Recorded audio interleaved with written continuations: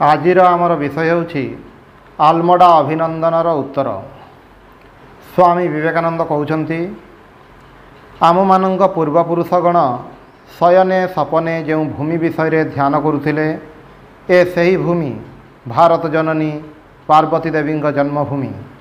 ए सही पवित्र भूमि जोठारे भारतर प्रत्येक यथार्थ सत्य पिपासु व्यक्ति जीवन संध्यारे आसी शेष अध्याय समाप्त पाई अभिलाषी होती। यही पवित्र भूमिर गिरिशिखर गभीर गौहर द्रुतगामिनी स्रोतस्वती समूहर तीर से अपूर्व तत्वराशि चिंतित होइथिला, जार कणिका मात्र वैदेशिक मानंकर मध्य गभीर श्रद्धा आकर्षण करिछि एवं जहाकू यज्ञतम विचारकगण अतुलनीय बोली निज निजर मत प्रकाश करिछन्ति। ए सही भूमि अति बाल्यकालरू मु जेउठारे वास करिया पई कल्पना करिथिली।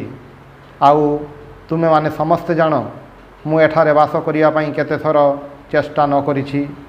आउ जदि बा उपयुक्त समय आसी नथिबारु एवं मोर कार्य थिबारु मु एही पवित्र भूमि त्याग करिया पई बाध्य होइथिली, तथापि मोर प्राणर वासना एही ऋषिगणंग प्राचीन निवास भूमि दर्शन शास्त्रर जन्मभूमि एही पर्वत राज क्रोड़े मोर जीवनर शेष दिन केतोटी अतिबाहित करिबी।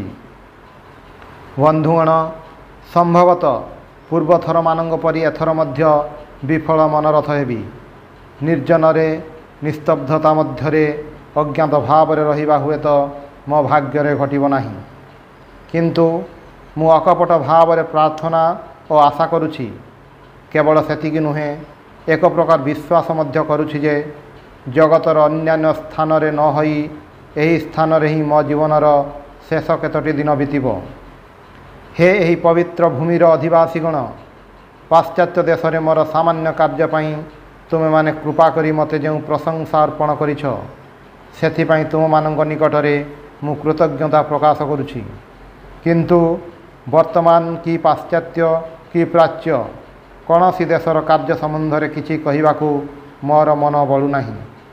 एही शैलराजीर चूड़ा उपरे चूड़ार दृश्य जतिकि मोर दृष्टिगोचर हेबाकू लागिला, सेते ही मोर कर्म प्रवृत्ति वर्ष वर्ष धरी मो मस्तिष्क जो आलोड़न चालुथिला ताहा जेपरि शांत होई आसिला एवं कि कार्य मु करिछि भविष्यत रे बा मोर कि कार्य करिवार संकल्प अछि ए समस्त विषयर आलोचना प्रति मन न जाई वर्तमान मोर मन हिमालय जो एक सनातन सत्य अनंत काल धरी शिक्षा देउछि, जो एक सत्य एही स्थानर वायुमंडल मध्य खेलुछि, एहार नदी समूहर वेगशील आवर्त समूह मु जो एक तत्वर मृदु अस्पष्ट ध्वनि शुणुछि, से त्याग अभिमुखरे प्रधावित होइछि।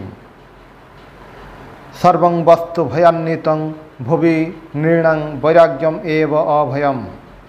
एही जीवन रे समस्त जिनिस भयर कारण केवल वैराग्य बल निर्भीक होगाक पड़े। हाँ, प्रकृत रे यह वैराग्य भूमि। वर्तमान मोर मनर भाव समूह विस्तारित भाव रे कहिबार समय बा सुजोग नाही। अतएव उपसंहार रे कहूछि जे एही हिमालय पर्वत वैराग्य और त्यागर साकार मूर्ति रूप से दंडायमान।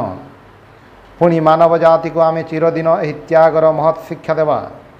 जेपरि आम मानंग पूर्वपुरुषगण सेमानंग जीवनर शेष भाग रे एही हिमालय प्रति आकृष्ट हेउथिले, सेहीपरि भविष्यत रे पृथ्वीर सबु स्थानरू वीर हृदय व्यक्तिगण एही शैलराज प्रति आकृष्ट हेबे। जेतेबेले विभिन्न संप्रदायर विरोध और मतपार्थक्य लोकंकर स्मृति पथरू अंतर्हित हेब, जेतेबेले तुम धर्म और मो धर्म मध्य जो विवाद ताहा एका बेलके अंतर्हित होइजिव, जेतेबेले मनुष्य बुझिब एक सनातन धर्म मात्र विद्यमान, अंतर रे ब्रह्मानुभूति व्यतीत अन्य जहा सबु किछि वृथा। एहीपरि सत्य पिपासु व्यक्तिगण संसार माया मात्र एवं ईश्वर केवल ईश्वरंग उपासना व्यतीत आउ सबु कथा वृथा बोली जानी एठाकू आसिबे। बंधुगण, तुमे माने अनुग्रह पूर्वक मोर गोटे संकल्पर विषय उल्लेख करिछ। मो मनरे एबे मध्य हिमालय रे गोटे केन्द्र स्थापन करिवार संकल्प अछि। पुणी अन्यान्य स्थान अपेक्षा एही स्थानटी एही सार्वभौम धर्म शिक्षार गोटे प्रधान केन्द्र रूपे कहीं निर्वाचित करिछि ताहा मध्य संभवतः मु तुममानंकु उत्तम रूपे बुझाइबारे समर्थ होइछि। एही हिमालय सहित आम जातिर श्रेष्ठ स्मृति समूह जड़ित। जदि भारतर धर्म इतिहासरु हिमालय को बाद दिया जाए तेबे यार अति अल्प ही अवशिष्ट रहिब। अतएव एठारे गोटे केन्द्र हेबा नितांत आवश्यक। एही केन्द्र कर्म प्रधान हेब नाही। एठारे निस्तब्धता शांति और ध्यानशीलता अधिक मात्रा रे विराजमान हेब। एवं मु आशा करुछि दिने ना दिने मु एहाकु कार्य रे परिणत करि पारिबि। मु आहुरी मध्य आशा करुछि मु अन्य समय तुम मानक सहित मिलित होई ए समस्त विषय आलोचना करिवा पई अधिकतर अवकाश पाइबि। वर्तमान तुमे माने मो प्रति जो सहृदय व्यवहार करिछ सेथिपाई तुम मानकु पुनि धन्यवाद देउछि। एवं यह मु केवल मो प्रति व्यक्तिगत सदय व्यवहार रूप में ग्रहण करने को चाहे नहीं। मु मने करे आम धर्मर प्रतिनिधि बोली तुमे माने मो प्रति एहीपरि सहृदय व्यवहार करिछ। प्रार्थना करे एही धर्म भाव तुम मानकु जेपरि परित्याग न करे। प्रार्थना करे वर्तमान आमे जेपरि धर्म भाव रे अनुप्राणित रहिछु सर्वदा जेपरि सेही भाव रे रहि पारु। ओम शांति शांति शांति।